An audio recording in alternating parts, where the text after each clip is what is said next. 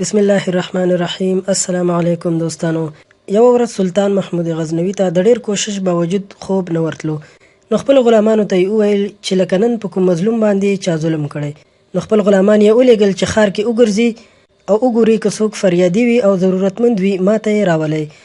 غلامان لاړل خو له ډېر لټون سره یې هیڅوک هم پیدا نه کړل. د سلطان محمود غزنوي زړه اطمینان ونه کړ، خپله د عامو خلکو په کالیو کې راووت او په ښار کې ګرځېدو. خو د راستنېدو په وخت کې د محل شا طرف ته یې د چا پر یاد واورېدو چې ویل یې ای الله جل جلاله وګوره، سلطان په خپل محل کې د آرام خوبونه کوي او زما مظلوم له حاله ناخبره دی چې پر ما ظلم کیږي. سلطان محمود غزنوي هغه ځوان ته ورغی، ترې ویې پوښتل څه ظلم او څوک در باندې ظلم کوي، ما ته ووایه زه محمود یم.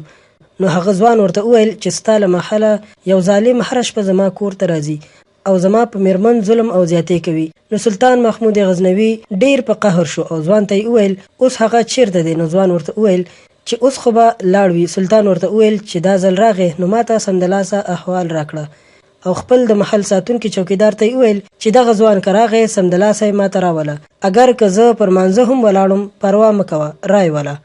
سبا شپه هغه ځوان په منډه منډه سلطان ته راغی. سلطان محمود غزنوي سمدلاسه توره راواخیسته او ورسره لاړو او ځوان ته یې وویل چې د کور څراغونه دې مړه کړه. ځوان څراغونه مړه کړل. سلطان کور ته داخل شو او د هغه ظالم سر یې له تنه جدا کړ. ځوان بیرته چراغ بل کړ. سلطان چې هغه ظالم ولیدو سجده یې وکړه او بیا یې هغه ځوان ته وویل کور کې ډوډۍ لرئ؟ که لرې رای وړه. نو ځوان ورته وویل ستاسو غوندې سلطان زما د کور ډوډۍ خوري؟ نو سلطان ورته وویل هو وږی یم رای وړه. دې سره یې د ډوډۍ یوه ټوټه راوړه او سلطان محمود وخوړه.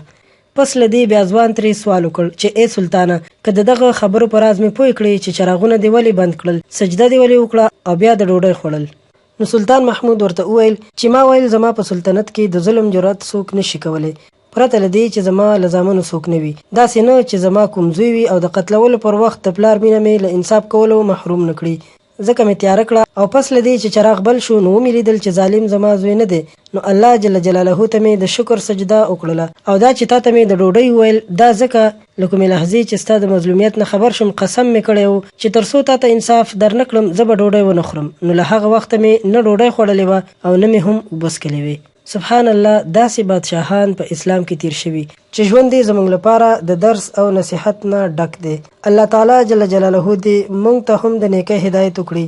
قدرمنو دوستانو، مهرباني وکړئ زموږ چینل در سره سبسکرایب کړئ، ورسره خوا کې د غنټۍ نشان هم ووهئ چې زموږ د نورو په زړه پورې ویډیوګانو راتلو سره تاسو ته خبر درکړل شي او تاسو ترې خوند او ګټه واخلئ.